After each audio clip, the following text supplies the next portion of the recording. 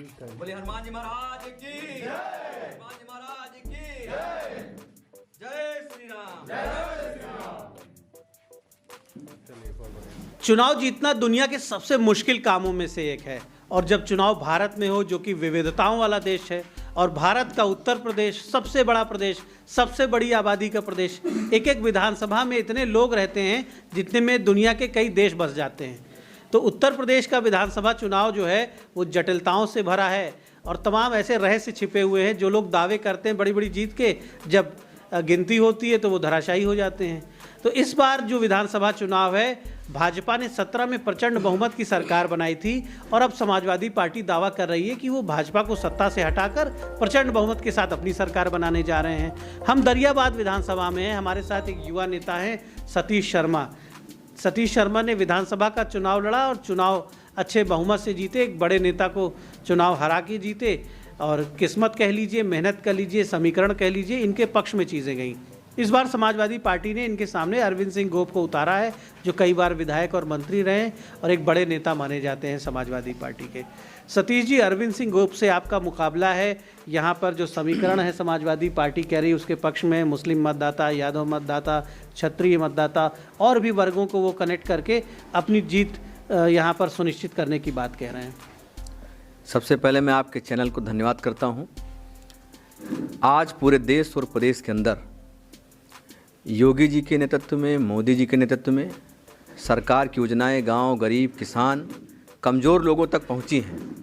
लोगों का विश्वास योगी मोदी जी पर है और मुझे पूरा भरोसा है कि 2022 की इस विधानसभा के महासमर में दरियाबाद विधानसभा की महान जनता जिस प्रकार से मैं उनके सुख में, दुख में, सामाजिक, धार्मिक, पारिवारिक, जाति वर्ग से ऊपर उठकर, राजनीतिक विचारधारा से ऊपर उठकर मैं उनके साथ 5 साल 365 दिन खड़ा रहा हूं, उनका भरपूर आशीर्वाद मुझे प्राप्त होगा। तो सतीश जी का कहना है कि दोबारा जनता का आशीर्वाद प्राप्त होगा और ये पार्टियों की सीमाएं भी भूल गए हैं। लोगों की मदद करने में अगर कोई किसी दूसरे दल का भी आया है तो उसके ऊपर भी इन्होंने प्रेम बरसाया है और सहयोग किया है। सतीश जी, आपके लिए ये सीट सिर्फ आपके लिए नहीं महत्वपूर्ण है, आप तो विधायक बनेंगे ही बनेंगे, लेकिन प्रदेश में अगर बीजेपी की सरकार आपको दोबारा बनानी है तो एक एक सीट जीतना महत्वपूर्ण है। इसलिए ये सिर्फ विधायक का व्यक्तिगत अस्तित्व दांव पे नहीं है, पूरी पार्टी का अस्तित्व दांव पे है। मोदी जी प्रचार करने आ रहे हैं तो उनका चेहरा, उनकी विश्वसनीयता दांव पर है, योगी जी की साख दांव पर है। तो ये इन सारे लोगों के व्यक्तित्व की, उनके मान मर्यादा की रक्षा होते हुए दिख रही है। देखिए, पूरे उत्तर प्रदेश में 2017 से अगर पूर्व का माहौल देखें, मैं अगर इसी दरियाबाद विधानसभा की बात करूं तो किस प्रकार से अवैध गोकसी कितने बड़े पैमाने पर होती थी। बहुत बड़े। इसके साथ साथ तुष्टीकरण के नाम पर यहां के एक विशेष समुदाय के लोग पूरा आतंकित बहुसंख्यक समाज को करने का काम करते थे। लेकिन आज हम सबका साथ, सबका विकास के मूल मंत्र पर योजनाओं को हम सब तक पहुंचाने का काम कर रहे हैं। जात वर्ग मजहब से ऊपर उठकर लोगों को इस बात के लिए आश्वस्त भी कर रहे हैं, एक बेहतर कानून व्यवस्था भी दे रहे हैं और गोकसी को भी हमने बंद कराने का काम किया है, जो सरकारी संरक्षण में समाजवादी के समय में यहां पर चल रही थी।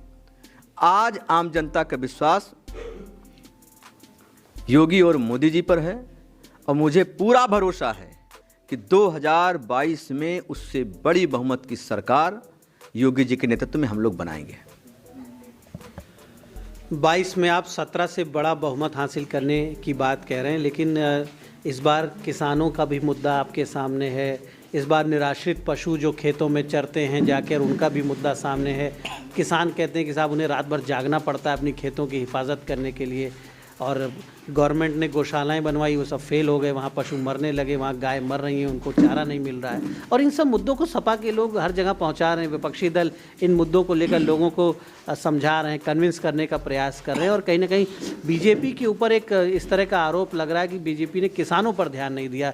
टिकैत अलग अपना राग अलाप रहे हैं, रोज़ उनके बयान आते हैं, आपने कानून भी वापस ले लिया फिर भी टिकैत का आंदोलन जारी है। तो ये जो सारी परिस्थितियां हैं, किसानों को आपसे अलग करने का प्रयास है विपक्ष का कि किसान आपके खिलाफ हो जाए। तो इन परिस्थितियों का कुछ असर आप नहीं देख रहे हैं? देखिए, क्योंकि मैं लगातार क्षेत्र में रहा हूँ, किसान के लिए क्या काम हुए मुझे मालूम है, जनता को भली भांति मालूम है। पूरे उत्तर प्रदेश के अंदर इटावा को, मैनपुरी को, कन्नौज को, आजमगढ़ को, रामपुर को तो बिजली देते थे। बाकी जब किसान बिजली मांगता था तो बिजली देने का काम समाजवादी पार्टी की सरकार नहीं करती थी। एक हफ्ते दिन में, एक हफ्ते रात में। इनके मन में किसान कहाँ था? किसानों के लिए धान खरीद, गेहूं खरीद, इनके लिए पूरी तरीके से बेईमानी थी। खरीद ही नहीं कराते थे, सेंटर बंद रहते थे। आज खाद के लिए इसी दरियाबाद में लोग लाठी खाया करते थे। हमने उस व्यवस्था को सुधारने का काम किया है। हमने 8 घंटा से बढ़ाकर 18 घंटे बिजली दिया है। पूरे सभी किसान भाइयों को, देश और प्रदेश के अंदर सभी किसान भाइयों को 6-6 हज़ार रुपये सालाना किसान सम्मान निधि देने का काम किया गया है। किसानों के लिए तमाम ऐसी योजनाएं विभाग से किसानों को मजबूत करने के लिए, चाहे वो ट्यूबवेल का कनेक्शन हो, चाहे सोलर ट्यूबवेल का कनेक्शन हो, कृषि यंत्रों पर छूट, तमाम ऐतिहासिक काम योगी जी के नेतृत्व में हुए हैं। जहां तक ये छुट्टा जानवरों को, आवारा जानवरों की समस्या है, ये समस्या आज भी मैं कह सकता हूं कि एक बड़ी समस्या के रूप में किसानों के सामने है। लेकिन काम हमने किया है। समाजवादी पार्टी की सरकार थी, एक भी गौशाला दरियाबाद विधानसभा में बनाने का नहीं काम किया। आज हमारे वहां 12 गौशालाएं संचालित हैं। मैं पूछना चाहता हूं समाजवादी पार्टी के मित्रों से, आखिर उन्होंने आवारा पशुओं की समस्या क्या तब नहीं थी क्या? तब भी समस्या थी, लेकिन उसके दूर करने क्या उपाय किया? एक भी उपाय नहीं किया। और मुझे पूरा भरोसा है योगी जी के नेतृत्व में हर ग्राम पंचायत, न्याय पंचायत स्तर पर हम बड़ी गौशालाओं का निर्माण कराकर बहुत जल्द आम जनता को छुट्टा जानवरों की समस्या से निजात दिलाने का काम करेंगे। अरविंद सिंह गोप यहाँ पर आए हैं और वो दावा कर रहे हैं कि चुनाव जीत रहे हैं और आपको चुनाव हरा रहे हैं। जाहिर सी बात है, आपको हराएंगे तभी जीतेंगे।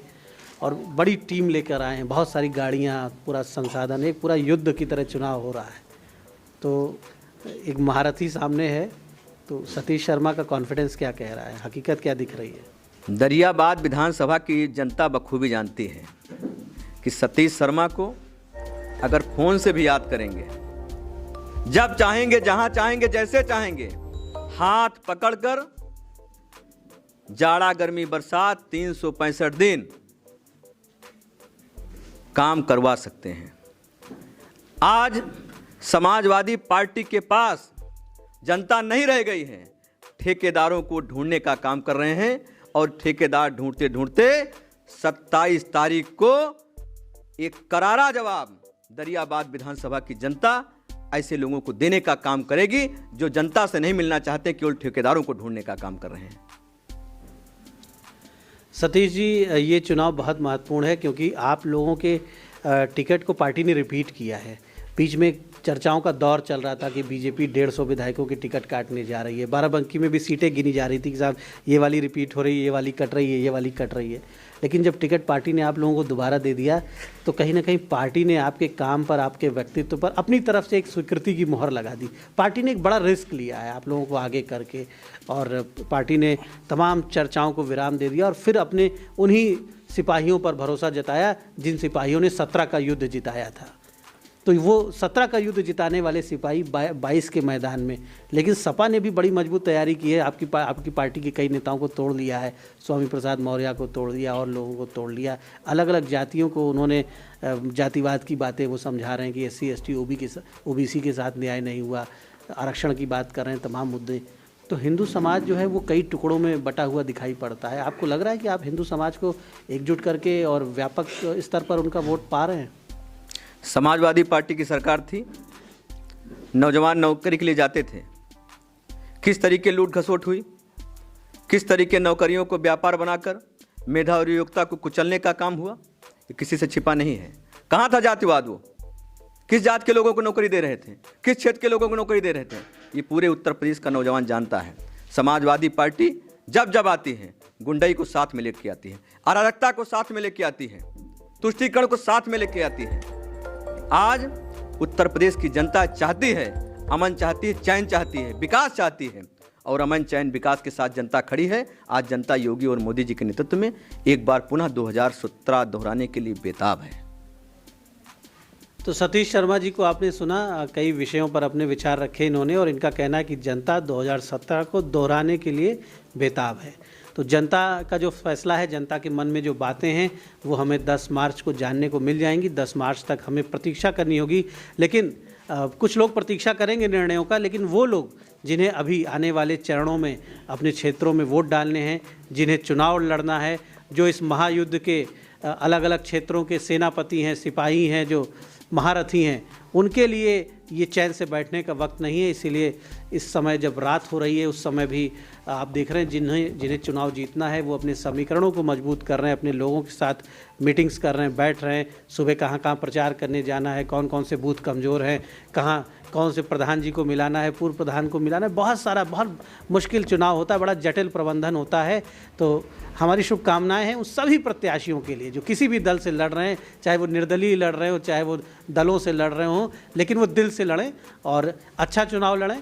चुनाव में समाज को तोड़ने की कोशिश नहीं की जाए, समाज में गलत तरीकों का इस्तेमाल ना किया जाए। जो हमारे कानून की मंशा है, निर्वाचन आयोग की मंशा है, उसका पालन सभी प्रत्याशी करें और मतदाता भी करें, उनकी भी जिम्मेदारी है। आप शिकायतें तो बहुत करते हैं कि ये समस्याएं, वो समस्याएं, लेकिन ये चिंता का विषय है कि दुनिया के सबसे बड़े लोकतंत्र में वोटिंग परसेंटेज अभी भी बहुत कम है।